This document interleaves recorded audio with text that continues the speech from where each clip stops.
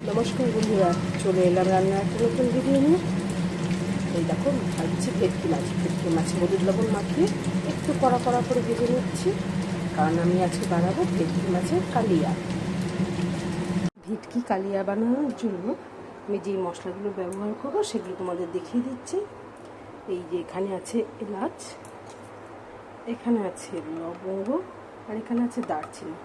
এটাকে আমি মিক্সির জারে দিয়ে দেবো, তেলে ফোড়ন দেবো না, আমি মিক্সির জারে দিয়ে দিচ্ছি, দিয়ে দিলাম। আর আছে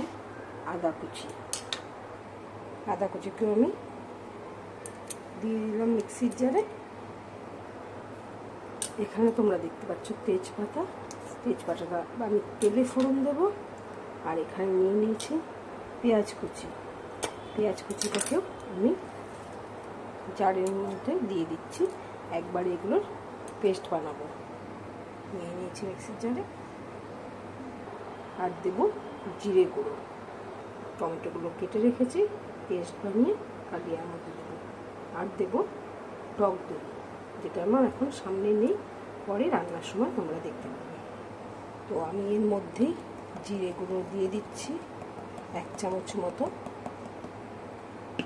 এখন আমি এটা পেস্ট বানিয়ে নেব। পেস্ট আমার রেডি হয়ে গেছে, এবার রান্নার কাজে যাব। মাছ ভাজার যেই তেল ছিল সেই তেলের মধ্যে আমি তেজপাতা ফোড়ন দিয়ে দিলাম। তেজপাতাগুলো লাল লাল হয়ে এলে পরে তেজপাতার কালারটা একটু চেঞ্জ হয়েছে, এর মধ্যে আমি এখন দিয়ে দিচ্ছি সাজিরে ফোড়ন। তোমাদের কাছে যদি সাজিরে না থাকে তো তোমরা নর্মাল জিরে, গোটা জিরে যেটা হয় সেটাও তোমরা ফোড়ন দিতে পারো। তেলে ছিটিয়ে নিলাম হলুদ গুঁড়ো, যেটা আমার স্বভাব। মশলা দিলাম ছেড়ে, যে মশলাটা পেস্ট করে তোমাদের দেখিয়েছিলাম। এখন মশলা আমি কষাতে শুরু করবো। দেখো, মশলা কষানো চলছে। মিক্সি ধুয়ে সে জলটাও আমি দিয়ে দিলাম, ভালো করে কষিয়ে নেব।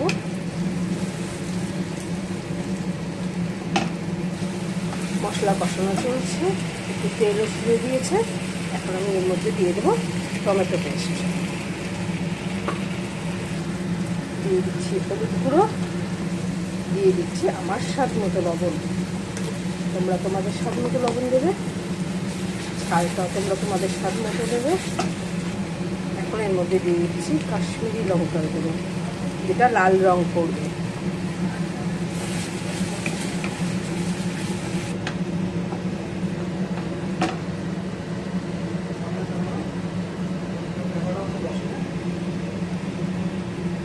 এর মধ্যে দিয়ে দিচ্ছি চেরা 4টে কাঁচা লঙ্কা।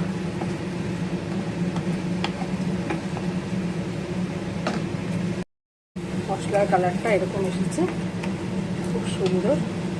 গরম মশলা, তেজপাতা, এলাচ, দারচিনি, এগুলো তো তেলে আমি ফোড়ন দিইনি, তো মশলার সঙ্গে পেস্ট করে দিয়েছিলাম, তো সেটার গন্ধটা খুব ভালো আসছে।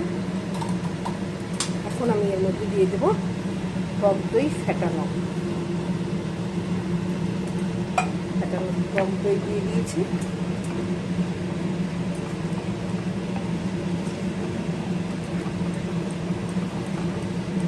আস্তে আস্তে কালারটা চেঞ্জ হয়ে যাবে। এখন এটা ফুটে উঠেছে, টক দই দেওয়ার পরে এখন আমি মাছগুলো ছেড়ে দেবো। এর মধ্যে কিন্তু আমি একদম জলের ব্যবহার করব না।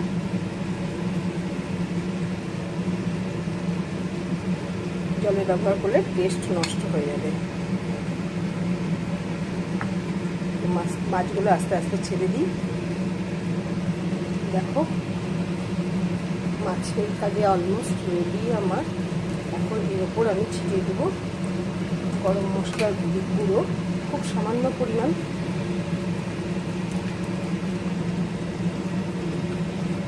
তোমাদের কালারটা দেখে কেমন লাগছে আমি জানি, তবে কালারটা খুব সুন্দর এসেছে। আমার রান্নাটা তোমাদের কেমন লাগলো আমাকে কিন্তু জানিও। গরম গরম ভাতে